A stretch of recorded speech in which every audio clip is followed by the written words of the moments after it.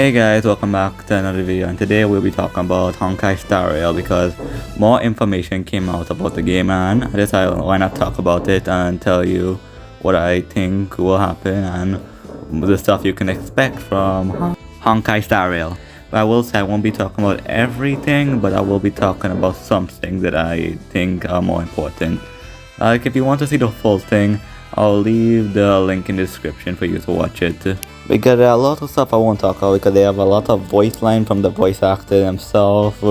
They have what the character does and what kind of content in the game. But I'm just gonna talk about the a few characters and the world itself and the gameplay wise. So if you already watched the thing, I guess you just hear from my opinion. So let's just get into it right now. So first I would just talk about the login rewards you get from playing every day up to a week time. And I'm assuming you get, because that gives you a 10 pull, and that counteract all the rerolling in the game, which is dumb in my opinion, because I understand you want people to spend money at the same time. People don't want to spend money in a product they don't really know too well, but that's fine. But I do feel like real rolling is gonna be a big thing in this game because realistically, because of all the 7 characters from the standard banner you can get, you don't really want to waste your pity on them.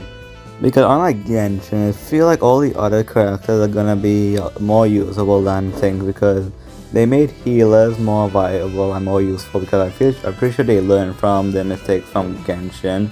And I'm pretty sure they're learning from what to do in their character design, but will it be enough? Who knows? Next up, we have the 2 limited 5-star you get for phase 1 and phase 2.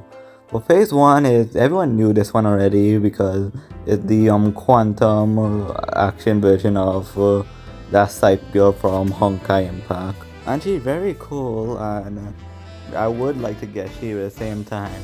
I'm more interested in phase 2 of it because 1, he looks amazing both characters and gameplay wise, and 2, he's voiced by one of my all-time favorite voice actors, which is Alejandro Saab.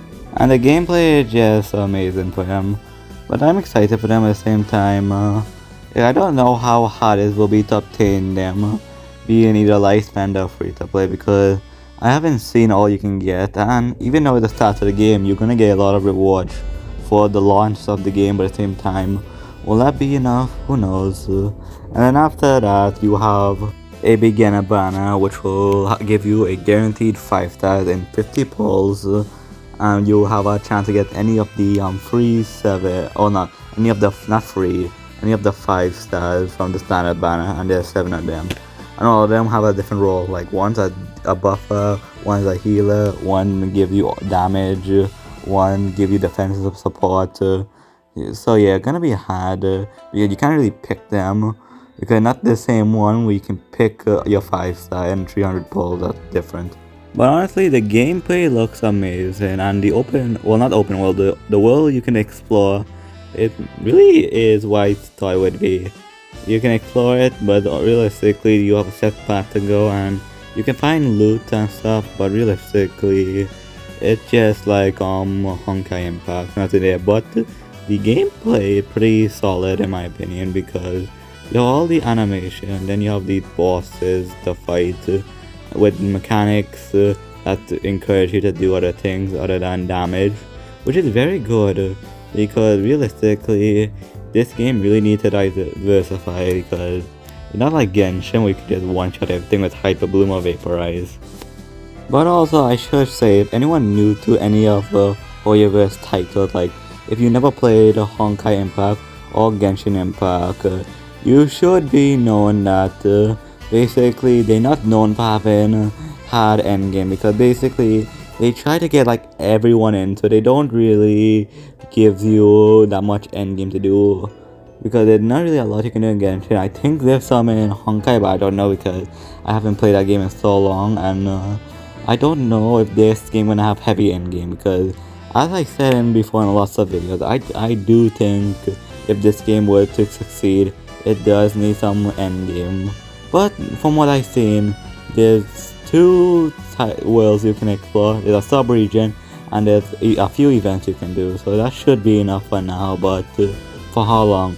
A week or not a week, more like a few months? I mean, that's decent, but if you want people to really stay in this game, they might have to add more, but we'll give it a pass for now because realistically, we don't know everything that what they plan to do, so yeah. But one thing Starrail has that the Genshin doesn't, since it's a turn-based game, they basically they can focus on animation, which is good, but at the same time, if you're grinding like easy enemies, you kind of get repetitive looking at the animation because I remember when Zhongli animation came out, I mean, and then his burst was amazing visually, but it just takes so long, like a good few minutes. But realistically, they're gonna have speed up, and I'm assuming they'll allow you to skip the animation to save time.